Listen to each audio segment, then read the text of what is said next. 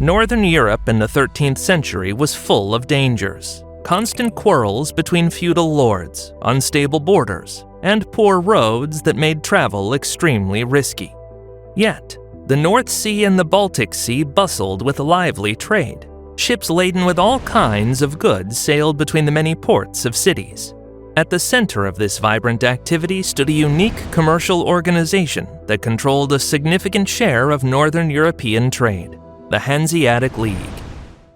In a world where power belonged to kings and knights, trade was a constant challenge, and security seemed like an unattainable luxury. How, under such conditions, did merchants manage to build not just a trading network, but a true economic superpower that dominated Northern Europe for centuries? Without a king, without a single army, without a permanent capital.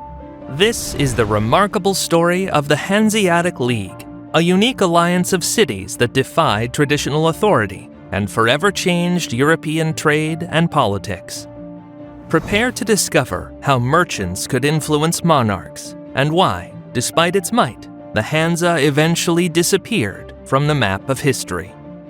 For a long time, Constantinople, the capital of Byzantium, was the main hub of medieval trade. This grand city, at the crossroads of Europe and Asia, and known as the New Rome, remained the largest city in the Mediterranean for centuries. Its many merchants, guilds, and markets, its advantageous geographical position, and its control over important land and sea routes, such as the Varangians to the Greeks' trade route and the Great Silk Road, made the Byzantine capital a bridge between west and east, north and south.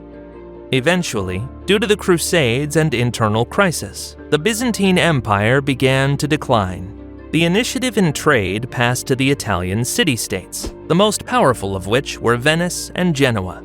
These became commercial empires, acting as intermediaries between the kingdoms of Western Europe and the weakened Byzantium, soon replaced by the powerful Ottoman Empire. Meanwhile, Northern Europe remained somewhat apart from these major developments. Distance from the leading Mediterranean trade centers, the Viking Age, and the decline of the Varangians to the Greeks' route created a kind of vacuum in trade power. Only in the 11th century, when the era of Viking raids ended, did maritime trade begin to revive gradually. At the same time, medieval states were taking shape. The Holy Roman Empire, the Novgorod Republic, the kingdoms of Poland, Norway, and Denmark. Populations were growing, and so were cities. With the development of agriculture came increased demand for goods from distant Asian lands. Unsurprisingly, domestic and international trade expanded. Overland trade routes still mattered, but sea routes across the North and Baltic Seas were becoming increasingly important, connecting various regions and states. Still, the seas of the High Middle Ages were full of dangers, piracy, unpredictable weather, while merchants on land faced their own troubles. No standardized laws or protections existed, and the borders between the lands of powerful feudal lords meant customs duties and sudden conflicts. Individual merchants, guilds, and even whole cities often stood defenseless before such threats. Transporting goods efficiently and safely was a constant challenge. In this unstable world, the need for collective security, economic cooperation, and mutual protection of trade interests became acute. This urgent demand for safety, stability, and trust laid the foundations for one of the most powerful and enduring trade alliances in history, the Hanseatic League. The League of Merchant Guilds and Cities did not emerge from a single founding treaty. It grew out of several alliances and agreements among the trading cities of northern Germany. In its early formation, the cities of Lübeck and Hamburg played key roles. Lübeck, an important city on the Baltic Sea, served, thanks to its founding role and influence, as an unofficial capital. Hamburg was a major port on the North Sea. In 1241, Lübeck and Hamburg signed the first formal agreement of what would become the Hanseatic League. Its aim was to protect common interests and secure the overland route between the two cities. This treaty is often seen as both the predecessor and the starting point of the Hanza. Over time, other North German cities such as Bremen, Wismar, Rostock, and Stralsund recognized the advantages of such cooperation and began making similar agreements. The term Hanza itself first appeared in a document in 1267. All these cities stood at the intersections of maritime and river routes, giving them great trading potential. Their shared interests were clear: combating piracy, standardizing contracts, securing monopolies on key goods, protecting trade routes, and influencing German princes as well as foreign rivals. This shared vision of security and prosperity was decisive in creating a powerful, decentralized trade alliance. The Hanseatic League had no capital. It was a horizontal union. Its activities were coordinated by periodic assemblies of members, most often held in Lübeck. The League's unique structure was one of its most distinctive features. It had no single ruler or central government. As a confederation of independent cities, it was bound together by agreements and common economic interests. Assemblies were not held regularly, but convened as needed. The first such assembly took place in 1356. Major decisions required consensus, highlighting the autonomy of all member cities. Each city, regardless of size, had only one vote, and only member cities could send representatives.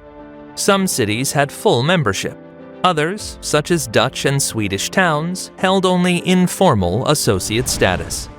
Within the cities themselves, merchant guilds formed the basis of power. They resolved disputes and set rules. The League's internal laws were often reinforced by city statutes and later by additional agreements governing merchant conduct and trading practices. These rules fostered trust and predictability, crucial for long-distance trade. Membership in the Hansa brought many privileges, but also obligations: compliance with agreed commercial norms and contributions to collective defense. Its decentralized yet cohesive structure allowed cities to retain independence while adapting to changing circumstances. The Hanseatic League's economic might rested on monopoly and was enormous. It controlled the trade in the most valuable goods and resources throughout Northern Europe. Salt was the foundation of Hansa trade, used for preserving food, especially fish, and supplied from Lüneburg in Germany. Herring from the North and Baltic Seas was another profitable commodity, and the League controlled its distribution across Europe. Fish, herring, and cod were staple foods in medieval Europe and came from Skagen in Denmark, Bergen in Norway, and Wismar in Germany. Grain from the fertile lands of Eastern Europe, especially Prussia and Poland, was shipped to Western Europe to feed growing urban populations. Another important item was fur. Furs, valued for warmth and luxury, came from the Novgorod Republic. Timber, essential for construction and shipbuilding, came from the vast forests of the Baltic region. Goods moved in all directions, to cold Scandinavia and far-off Novgorod, deep into the Holy Roman Empire, and to markets across Europe. By controlling the production and safety of essential goods, their transportation and distribution, the Hanseatic League accumulated colossal wealth. The introduction of clear rules for currency exchange and financial practices simplified operations and significantly reduced risks. Time-tested trade networks strengthened the Hanseatic League's economic dominance. Over time, it became a leading player in the economy of Northern Europe and an influential organization on the pan-European level. To control its vast trade network, the Hanseatic League established a number of Kontors, trading posts. These were permanent trade stations, often with autonomous status, located in key foreign cities.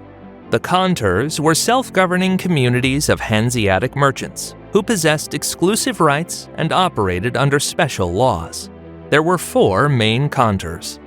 Bergen in Norway was the center of the fish trade. Thanks to this, the League almost completely monopolized the export of dried cod and sold Norwegian fish throughout Europe. This trade brought it enormous profits. The Hanseatic merchants in Bergen lived apart from the local population and had their own laws, church, and school. London in England was also an important Hanseatic League trading post. This allowed Hanseatic merchants to trade with preferential taxation, have their own courts, and maintain large warehouses in the capital of the English kingdom. In London, the Hanza's most valuable goods, such as grain, furs, and timber, were exchanged for cloth and wool.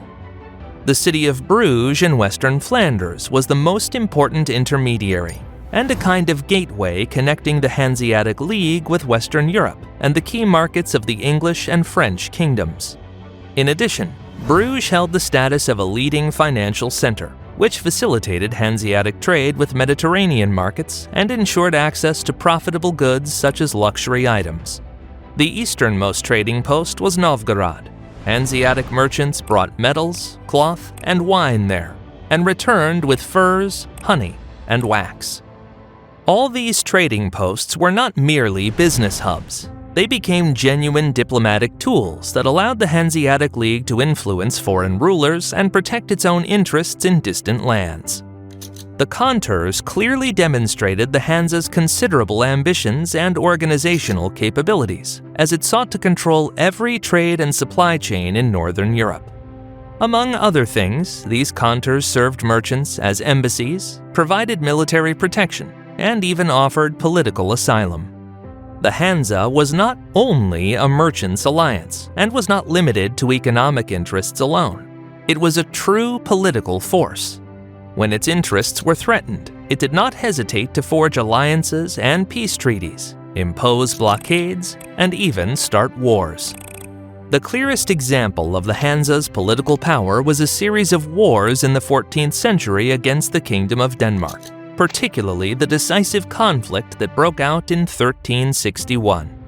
The cause of these wars was the violation of the Hanseatic League's trade rights. In response, the member cities of the organization assembled their own fleet, drove the Danes out of the historic province of Scania, and forced the Danish king Valdemar IV Atterdag to sign the disadvantageous Treaty of Stralsund in 1370.